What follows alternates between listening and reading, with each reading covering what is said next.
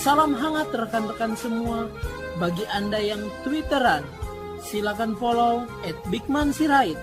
Mencermati keseharian kita sebagai anak bangsa. Silakan broadcast ke rekan-rekan kita. Tuhan memberkati.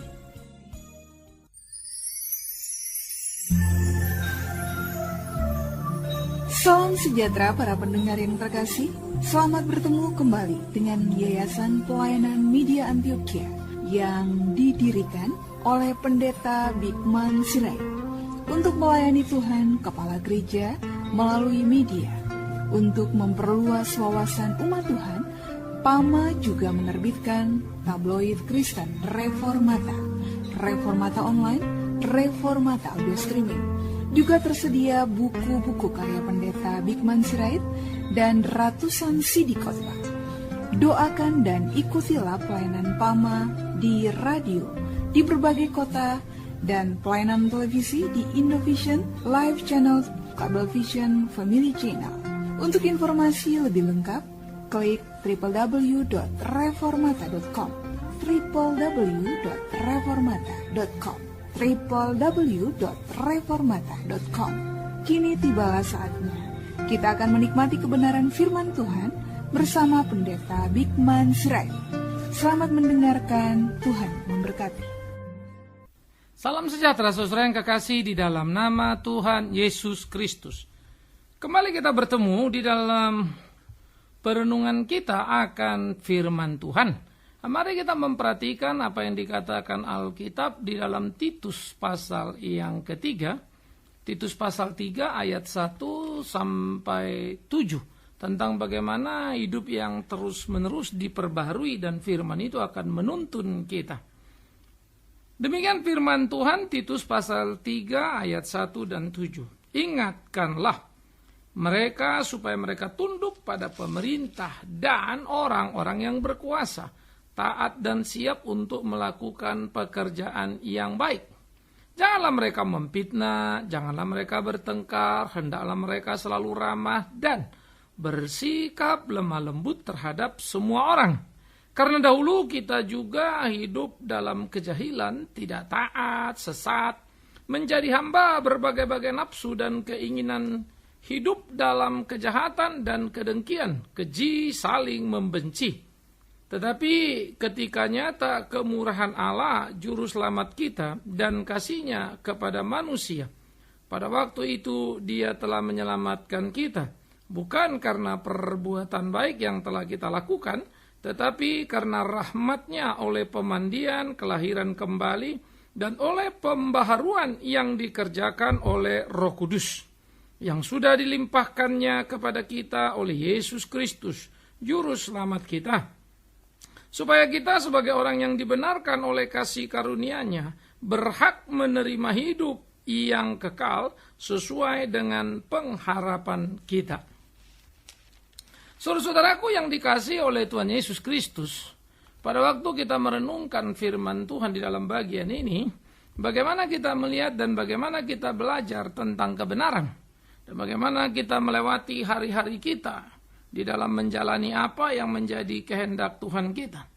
Maka dikatakan dengan amat sangat indah oleh Paulus kepada Titus, bagaimana supaya mengingatkan setiap orang percaya yang sudah menjadi percaya untuk menjadi warga negara yang baik dalam menjalankan tugas dan kewajibannya. Sehingga sebagai warga negara yang baik, tentu kita akan menyuarakan apa yang benar, yang semestinya. Pemerintah yang salah kita tidak disuruh mengikuti, karena pemerintah adalah alat Allah. Artinya kalau salah kan tidak mungkin jadi alat Allah, bukan? Nah, ini kita juga harus ngerti baik-baik. Itu sebab Daniel ketika kemudian raja mengeluarkan perintah dilarang berdoa, dia tetap berdoa. Sadrak, Mesakh, Abednego, raja mengeluarkan perintah menyembah patung emas, dia tidak mau dan dia melawan. Nah, tetapi kepada bagian yang memang semestinya dan benar, jalankan. Jangan misalnya kemudian kita melanggar apa yang menjadi tugas tanggung jawab kita. Ya, dengan sederhana misalnya, kalau kita adalah pembayar pajak, bayarlah yang baik. Kalau kita memakai listrik, janganlah dicolong, kan begitu kan? bayarlah sesuai semestinya. Oh terlalu mahal, ya gampang, mari kita protes kalau memang ada argumentasinya. Saya nggak sanggup bayar, ya gampang, jangan pakai listrik, sederhana saja. Jadi ada bagian-bagian di mana kita punya hak sebagai warga negara, tapi jangan lupa pada kewajiban-kewajiban kita. Supaya dengan demikian kehadiran orang Kristen di dalam sebuah kehidupan mempunyai dampak yang langsung bisa dirasakan dan dilihat oleh orang-orang di sekitarnya. Nah saudara-saudara yang kekasih, bagaimana kemudian juga diajar bagaimana hidup yang benar supaya terus-menerus diperbarui, yaitu harus mentaati kebenaran firman itu. Di samping relasi dengan pemerintah tadi, bagaimana hidup tata tertib sebagai warga negara, begitu juga tata tertib hidup sebagai seorang rekan di dalam kehidupan sosialnya. Maka yang pertama tadi lebih bersifat vertikal antara kita warga negara dan pemerintah sebagai pengelola, ya, sebagai penerima mandat dari rakyat. Maka di dalam relasi sosial kita dengan yang lain dikatakan janganlah kemudian kita ini menjadi pemfitnah. Saudara-saudaraku, saya kira banyak sekali orang Kristen yang terlalu mampu berbicara tetapi tidak mampu mewujudkannya.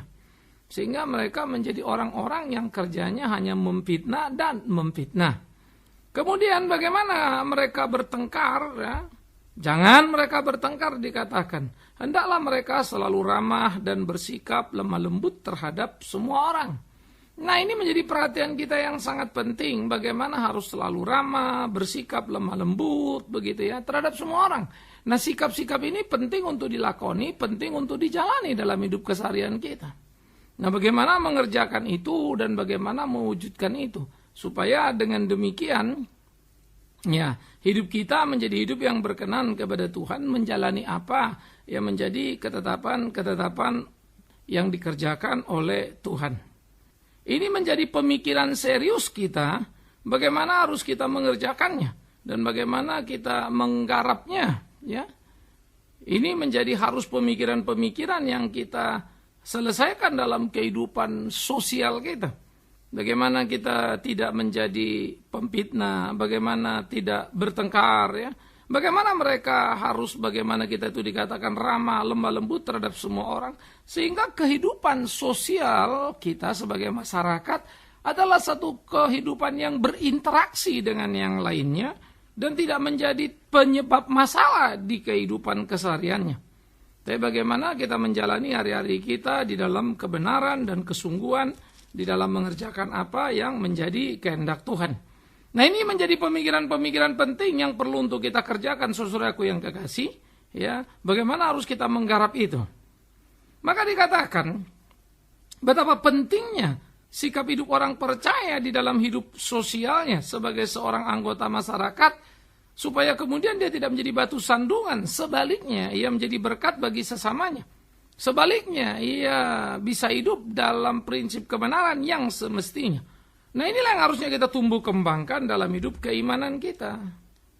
Ya, mengapa ini menjadi menarik? Ya, karena dikatakan dulu sebelum mengenal Kristus kita hidup dalam kegelapan, ketidaktaatan.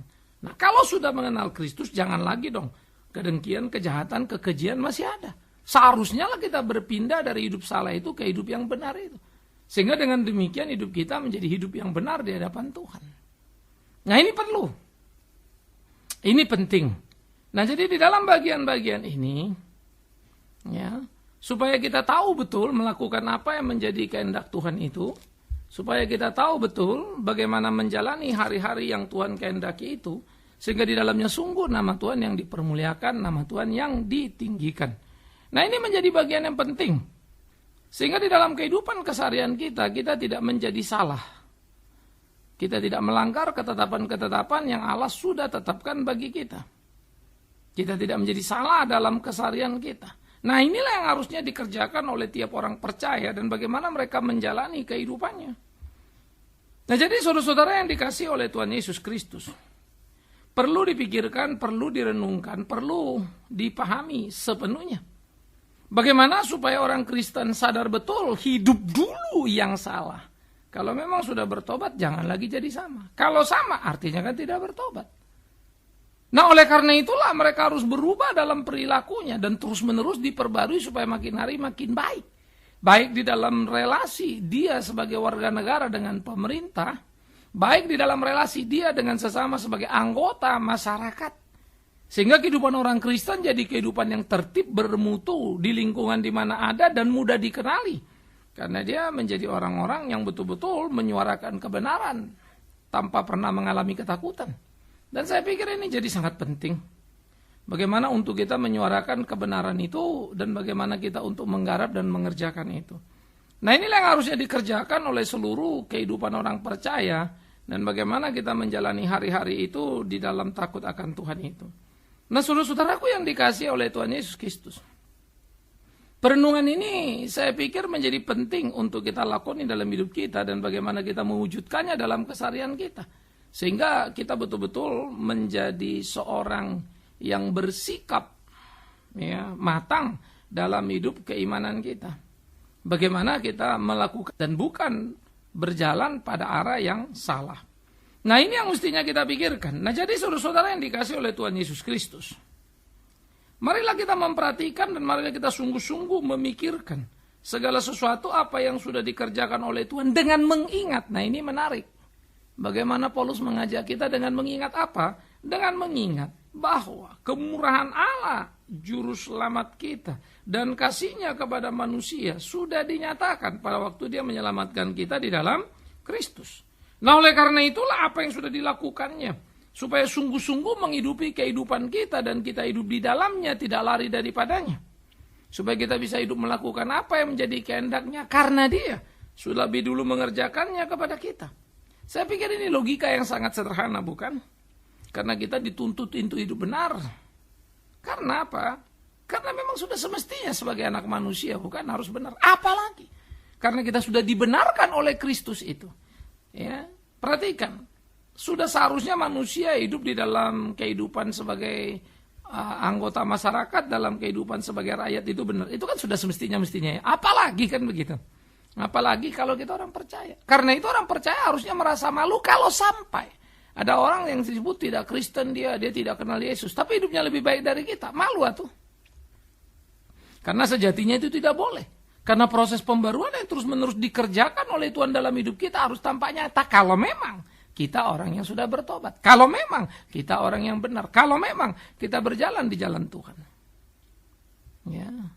Kalau tidak, memang kita orang yang salah. Kalau tidak, memang kita orang yang kacau. Nah, inilah yang harus kita pikirkan di dalam keseharian kehidupan kita. Bagaimana kita menjalani hari-hari kita. Sehingga kita betul-betul hidup seperti apa yang Tuhan kehendaki itu. Nah, ini saudara-saudaraku yang kekasih. Nah, oleh karena itu, pergumulan dalam kehidupan yang harus kita jalani. Bagaimana melewati hari-hari kita.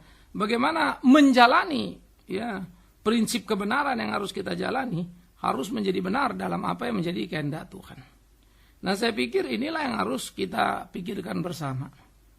Ya.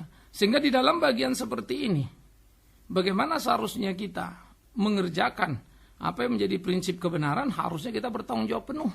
Sehingga betul-betul apa yang kita kerjakan seperti apa yang Tuhan mau. Saudara-saudara yang dikasihi oleh Tuhan Yesus Kristus, inilah seharusnya hal yang mesti kita tumbuh kembangkan dalam hidup keimanan kita. Sehingga kemurahan Allah itu yang besar nyata dalam hidup kita dan membuat kita menjadi sungguh-sungguh mampu melakukan apa yang menjadi kehendak Tuhan dan memuji-muji nama Tuhan dan menjadi kemuliaan. Ya, karena orang tahu kita adalah umat kepunyaannya. Nah, inilah mestinya yang dipikirkan dalam kehidupan kita, saudaraku yang kekasih. Bagaimana menjalani hari-harinya, bagaimana kita menggumuli kehidupan itu. Sehingga kita betul-betul menjalani hari-hari di dalam takut akan Dia. Nah, 3 aspek tadi kita perhatikan. Pembaruan yang terus-menerus dikerjakan oleh Roh Kudus dalam hidup kita tidak mungkin bisa kita pahami dan mengerti kalau bukan karena firman yang kita baca, bukan. Jadi ini bukan peristiwa magis begitu ya. Tiba-tiba saya rasa gini loh, saya rasa Kudus hadir. Bukan saudaraku. Orang Kristen tidak boleh seperti orang di kalangan perdukunan atau jadi belajar kayak orang kebatinan. Ya. Tapi orang Kristen mempunyai pedoman yang sangat jelas. Firman-Mu pelita bagi kakiku, terang bagi jalanku. Jadi menjadi amat sangat aneh bin ajaib kalau orang Kristen mengatakan dia cinta Tuhan tapi tidak membaca Alkitabnya. Maka bacalah Alkitab dan tiap ketentuan yang Tuhan ajarkan, taatlah. Pahamilah itu. Nah oleh karena itulah, pembaruan akan dikerjakan oleh Roh Kudus ketika kita membaca firman. Dan firman itu akan mengingatkan kita, mengkoreksi kita pada tindakan-tindakan yang salah, sehingga kita tahu bagaimana seharusnya kita benar, lalu baca lagi dan terus menerus dari hari ke hari, sehingga kita makin berubah dan terus berubah sehingga sesuai dengan apa yang Tuhan kehendaki. Ini hidup keimanan kita. Nah karena itu saudara-saudara yang dikasihi oleh Tuhan Yesus Kristus, camkan, renungkan dan pikirkanlah dengan sungguh-sungguh, sehingga ini menjadi pergumulan serius kita. Bagaimana untuk kita memenangkan apa yang menjadi kehendak Tuhan itu, dan bagaimana kita menjalani hari-hari kita untuk meninggikan Dia, Sang benar itu. Ini yang mesti kita pikirkan. Ya. Nah, oleh karena itu, di dalam menggumuli kehidupan keseharian kita sebagai orang percaya, tolok ukur sejauh mana kita sudah berubah harusnya ada, bukan? Yaitu Alkitab itu. Menyerupai apa yang dikatakan Alkitab sih enggak. Apa enggak kita? Misalnya kita udah jadi orang yang taat, warga negara tadi kan? Apa kita ke warga negara Kristen? Pertanyaannya, apakah Anda mentaati undang-undang? Apakah Anda berani mengkritik, menyuarakan suara kenabian terhadap yang salah? Tetapi Anda juga tertib untuk mengikuti ketentuan-ketentuan yang ada. Ya, misalnya membayar pajak itu kita orang yang tertib. Bahwa kita tidak mencuri listrik misalnya, atau peraturan-peraturan lain yang berkaitan dengan ketentuan pemerintah. Kita tidak memanipulasi apapun yang menjadi tugas dan kewajiban kita sebagai warga negara. Nah kita ukur. Kan ada undang-undangnya, ada peraturan apa yang wajib dan tidak. Gampang kan? Ya, itu yang mesti kita lihat. Ya, saya berusaha sebaik-baiknya untuk jadi pembayar pajak yang baik. Dan saya kan membayar listrik saya sesuai yang saya pakai. Kalau enggak, saya matikan. Ya, simpel saja toh. Adalah konsekuensi hidup yang harus kita lakoni dan kita jalani dalam keseharian kita. Tapi bukan berarti saya sudah super benar, super suci. Enggak, masih banyak yang saya mesti belajar. Begitu pula dalam hidup sosial dan bermasyarakat. Bagaimana kita tidak menjadi orang yang dikenal suka bertengkar, ribut ke kiri dan ke kanan. Ya. Tapi orang yang selalu berusaha untuk menyapa, berusaha untuk bersikap ramah, itu kan mesti. Sehingga hidup kita bisa dikenali dimanapun. Kalau saudara karena disiplin, tegas, keras, itu beda ya. Itu bukan namanya orang mau ribut. Selalu ada orang yang tidak suka dengan sikap disiplin dan tegas, lalu menerjemahkannya, orang itu mau ribut melulu, orang itu jahat, dia tidak pernah sadar kepada kesalahannya, itu juga miris. Kita jangan juga begitu ya. Nah saudara-saudaraku yang dikasihi oleh Tuhan Yesus Kristus, karena itulah tadi kita mengukur dari hari-hari di dalam konteks kewarganegaraan kita, dalam konteks sosial masyarakat kita. Sejauh mana kita sudah hidup seperti apa yang Alkitab katakan, atau sebaliknya. Ya, sedekat apa kita pada kebenaran? Karena siapa tahu malah belum melakukan, tapi sih udah mulai agak dekat gitu ya. Tapi awas, kamu belum masuk dalam firman itu. Saudaraku, ini penting. Tapi kalau sudah masuk, puji Tuhan, engkau sudah ada di situ. Jalanilah, lakonilah, wujudkanlah apa yang menjadi kehendak Tuhan itu. Ini penting juga. Nah, oleh karena itulah saudara-saudaraku yang dikasihi oleh Tuhan Yesus Kristus. Bagaimana pembaruan yang dikerjakan oleh Roh Kudus, ya, yang sudah dilimpahkan kepada kita, akan terus bekerja sebagai satu yang progresif, memurnikan seluruh perjalanan hidup kita. Sehingga firman itu terus membimbing kita dari satu langkah ke langkah, sebaliknya juga. Mengkoreksi kita dari satu tindakan kesalahan kepada kesalahan yang lainnya. Dan mengukur seluruh ukuran-ukuran yang ada dalam hidup ini, sehingga kita tahu persis apakah posisi kita tepat atau salah atau belum. Inilah kehidupan keimanan orang percaya yang seharusnya kita lakoni dalam hidup keimanan kita. Bagaimana kita menjalani hari-hari kita dan bagaimana kita berkelahi untuk mewujudkannya. Hiduplah di dalam takut akan Tuhan, hiduplah dengan melakukan apa yang Tuhan mau, hiduplah. Sehingga hidup kita berkenan kepadanya untuk puji hormat bagi namanya, untuk memuliakan namanya senantiasa. Sehingga di dalam hidup kita sebagai orang yang terus-menerus diperbarui, orang lain dengan segera bisa melihat dan mengukur apa yang ada pada kita. Cara yang paling gampang sebetulnya, siapa yang paling pas untuk melihat kita dan mencermati kita, adalah orang yang dekat dengan kita. Saya selalu suka mengatakan, kalau saudara sebagai seorang suami, istri paling tahu sebetulnya apakah kita berubah makin baik atau tetap saja. Nah, kalau memang kita mau menjadi orang Kristen yang baik, yang sungguh-sungguh, tanyalah istri kita. Tapi jangan tersinggung kalau kemudian ternyata penilaian dia jelek. Karena kita memang mau belajar untuk baik. Faktanya kita jelek, ya baik dong. Tapi bersyukurlah kalau dia katakan baik, tapi jangan berhenti. Karena sudah semestinya kita baik dan terus tambah baik. Bagaimana anak-anak bersikap kepada kita? Kita mesti mengukur. Ya, dalam hidup ini kita seringkali kalau ada masalah salahkan suami, itu salahkan istri. Dia nggak ngerti, dia. Oke, saya pikir ada betulnya, tetapi saya yakin juga ada salahnya, bukan? Terlalu mudah memang. Maklum kalau kita sedang ribut atau cekcok pasti lawan kita yang salah, kan?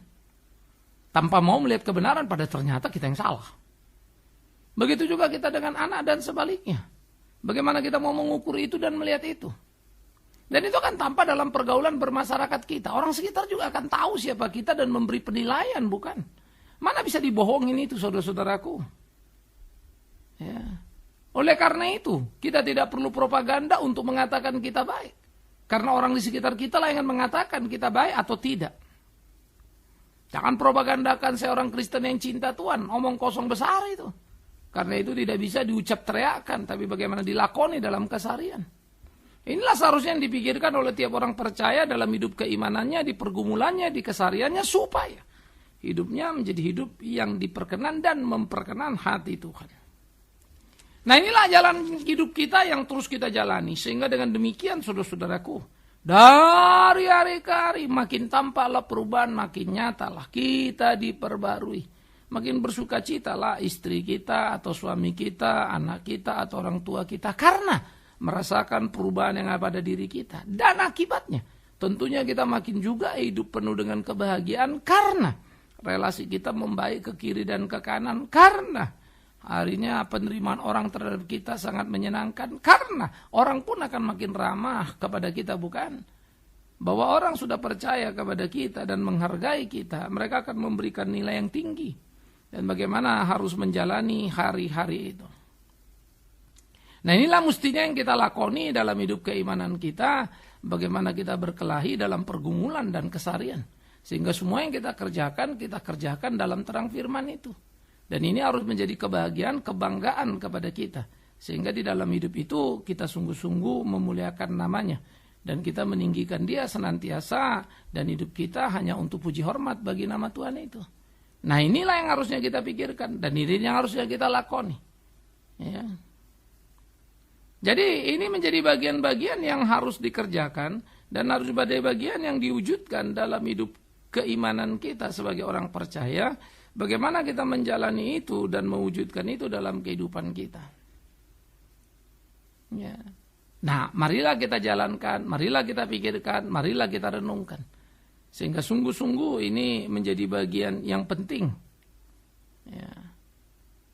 Dengan demikian hidup kita sungguh-sungguh menjadi hidup yang seperti apa yang Tuhan mau. Bukankah menyenangkan? Beginilah seharusnya hidup kita dan kita wujudkan. Sehingga hidup yang terus-menerus diperbarui menjadi hidup yang sesuai dengan kehendak Allah. Hidup yang terus-menerus diperbarui harus menjadi hidup yang memuliakan nama Allah. Nah, saudara-saudaraku yang dikasihi oleh Tuhan Yesus Kristus, camkan, renungkan, pikirkanlah itu, dan nikmatilah bagaimana hidup menjadi orang yang baru. Sangat indah, sangat menyenangkan. Tuhan menolong, dan biarlah perubahanmu nyata pada tiap orang. Amin. Mari kita berdoa. Kami bersyukur, kami berterima kasih ya Tuhan untuk cinta kasih-Mu dalam hidup kami. Terus tolong tuntun pimpin kami supaya kami hidup berkenan padamu, memuji memuliakan nama-Mu. Tuhan tolong Tuhan pimpin kami di kehidupan pergumulan kami.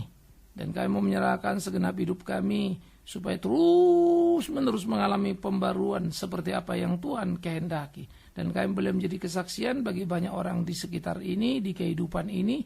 Sehingga sungguh hidup kami menjadi saksi yang tidak terbantah. Terpujilah Engkau Tuhan, sumber pembaruan yang terus-menerus dalam kehidupan ini. Demi Yesus Kristus Tuhan kami berdoa, kami memohon. Amin. Kita telah mendengarkan firman Tuhan yang disampaikan oleh Pendeta Bigman Sirait. Bagi Anda yang merasa diberkati dan ingin menjadi mitra Pama dalam melayani melalui doa, daya dan dana, silakan menghubungi kami melalui telepon 021 392 4229, 021 392 4229. Email di pama_yayasan@yahoo.com, pama_yayasan@yahoo.com. Sampai bertemu kembali di waktu dan gelombang yang sama. Tuhan memberkati.